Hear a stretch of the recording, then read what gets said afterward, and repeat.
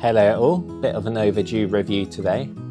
Today we're going to have a look at a new release from Mizuno for this year, the Mizuno Neo Vista. I have to admit, I haven't really seriously considered Mizuno much in previous years, but this one's definitely caught my eye. I think this year may just be Mizuno's year. They have released some interesting shoes this year to say the least, including the Mizuno Wave Rebellion Pro 2s and the Wave Rebellion Flash 2s. Let's get back to the Neo Vista now. I've ran about 200 miles in these shoes, and I've definitely got a feel for how these shoes perform, and I'm ready to share my thoughts and opinions with you all. A bit of background to the shoe: the Mizuno Neo Vista is a plated max cushion running shoe that I believe is aimed at competing in the growing super trainer market with shoes such as the New Balance SC Trainer and Adidas Prime X lineup of shoes. It's sort of positioned to supplement Mizuno's two more speed-focused shoes, the Wave Rebellion Pro and Wave Rebellion Flash series. Does it stand out in the market though? Let's take a look at the facts, the figures, and also the construction of this shoe and find out. As always, I'm going to start with the upper and then work my way down the shoe. So the upper is a one-piece booty style upper, and the material is this stretchy knit material which is pretty dense in the weave, but surprisingly I don't think it's too thick overall. It's definitely not the most breathable upper, I think due to the style of that knit, but I haven't had any issues where I felt like my feet were overheating or anything during the summer here in the UK. It's definitely not the best, but also far from the worst for airflow in the upper, at least for a daily shoe. Fit-wise, because of the booty style upper, which has little to no internal structure outside of some minor heel reinforcement, it's a bit of a pain to get the shoe on, but the stretchy upper material does help with this somewhat, and there's a pull tab here at the back if you're really struggling. Once you get the shoe on though, it does hug the foot very nicely with its sock-like fit. The lockdown does feel great, and my foot doesn't move around inside the shoe at all. Zero heel slippage from me here, so massive kudos to Mizuno overall for the fit of the Neo Vista. Overall, I find it very comfortable in the upper. It's not super padded or anything, but for me it just fits just right. And the material stretches to a point which helps accommodate slightly wider feet. I'd say the fit of the Neo Vista is slightly large, and I've gone down half a size from my normal 10.5 UK to a size 10. So moving down to the midsole, I think this is where things start to get really interesting. This is basically the first thing you'll notice about this shoe. It has a massive, great big stack of midsole underfoot. 44.5mm to be exact at the heel and 36.5mm at the forefoot, for a total of an 8mm heel to toe drop. Much more foam here than your standard daily trainer, and it competes with some of the other super trainers out there in terms of stack height. The midsole is made from a newly blended EVA foam called Mizuno NZ NXT. Normally I'm not a fan of EVA midsoles, but it seems like Mizuno has done something to this one to make it feel special.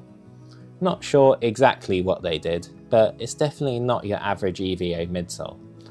Along with the new foam, Mizuno has added a rocket geometry which they call their Smooth Speed Assist, and it's designed to help transition you through your gait cycle, and overall it gives a nice smooth ride.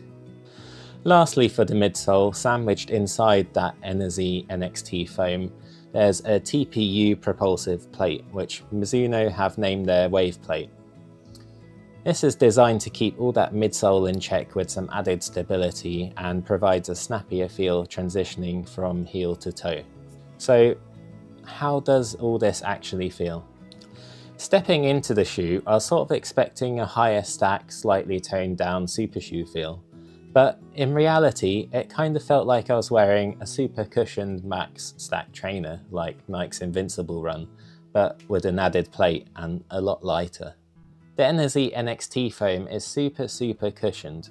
The Neo Vista is probably one of the most cushioned shoes I own currently. I'd have to say, although the foam does feel nice, it seems to compress quite well, but the rebound seems a bit slower than other top tier midsole foams out there. You definitely don't quite get the energy return of Nike Zoom X or Adidas's Lightstrike Pro, for example. This does make the Neo Vista perfect for those long runs though, where you're just cruising along at a constant pace. The cushioning so far has left my legs fresh after each long run I've done in the shoe.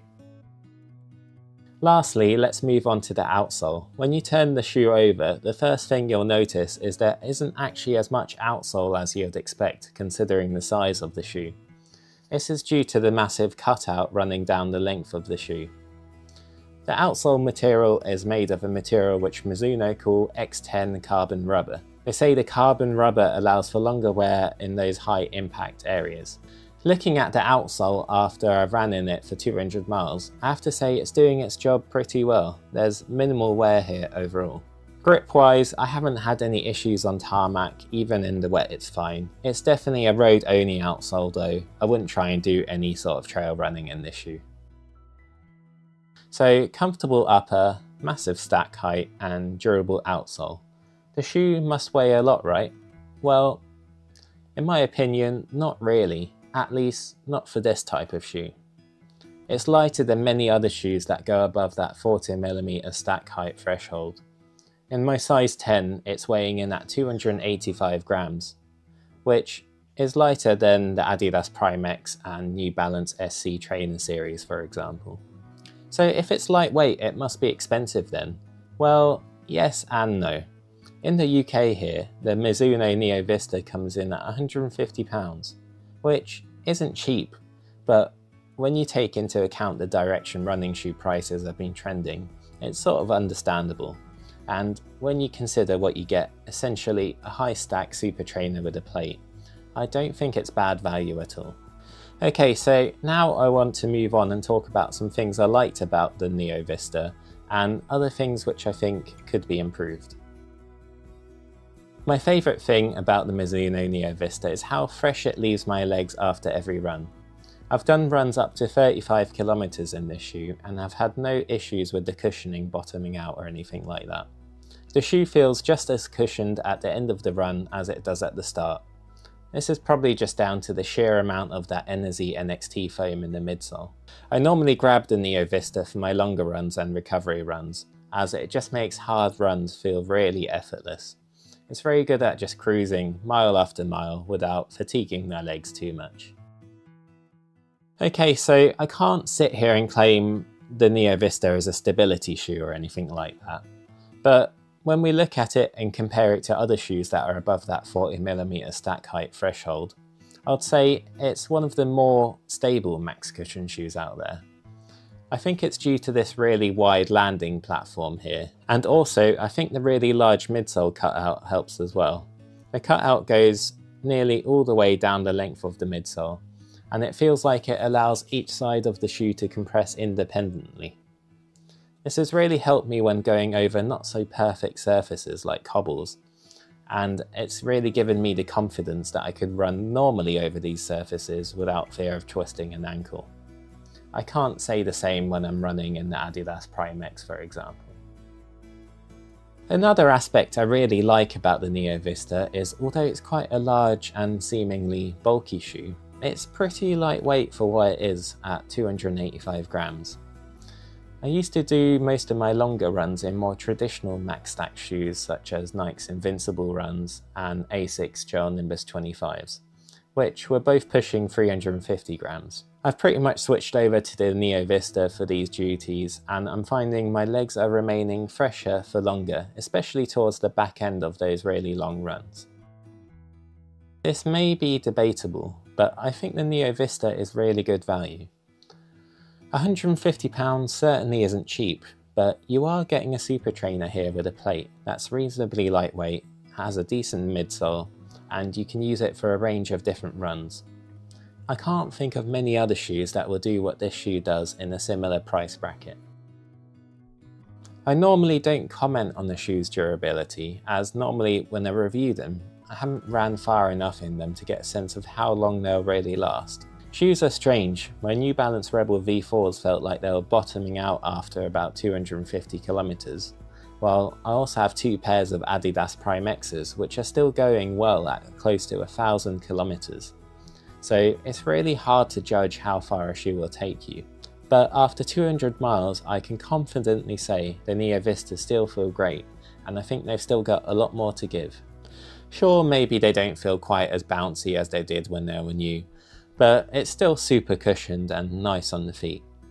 The upper still practically looks brand new, no wear and tear, and the outsole doesn't have much to show for those 200 miles either, just some light wear marks in the impact areas. I'm predicting these will still feel great for a long time to come yet.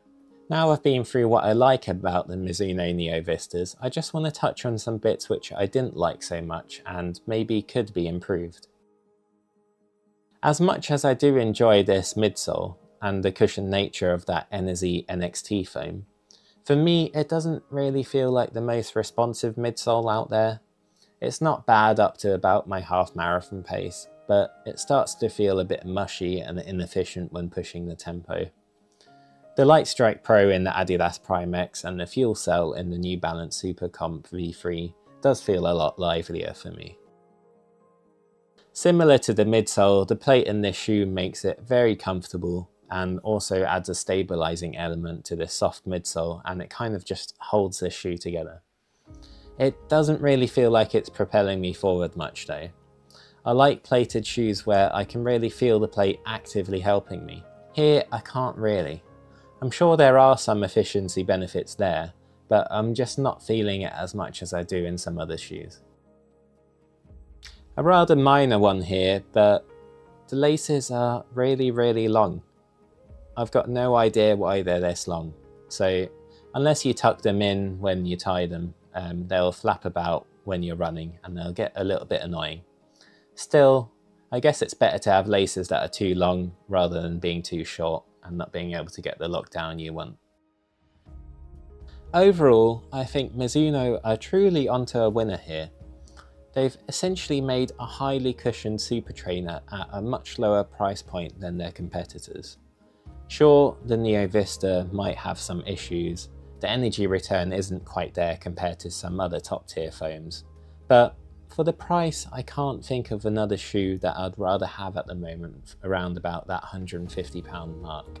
Personally, I use these shoes almost exclusively for my long runs and recovery runs, and they've replaced older heavier shoes in my rotation like the Nike Invincible Run 2s and Asics Gel Nimbus 25s for those longer cruisier runs. If however you want a shoe that's better suited to those faster training paces, I'd personally look elsewhere, possibly at other shoes like Adidas's Prime X, the Asics Super Blast 2 or the New Balance SC Trainer V3. They do however cost a lot more, bear that in mind. I think I'll be keeping the Mizuno Neo Vistas in my rotation for a while yet, and I'll be interested to see how much mileage I'll eventually get out of them. But for now, I hope you've enjoyed this review. As always, let me know if you've got any questions, and I'll see you next time.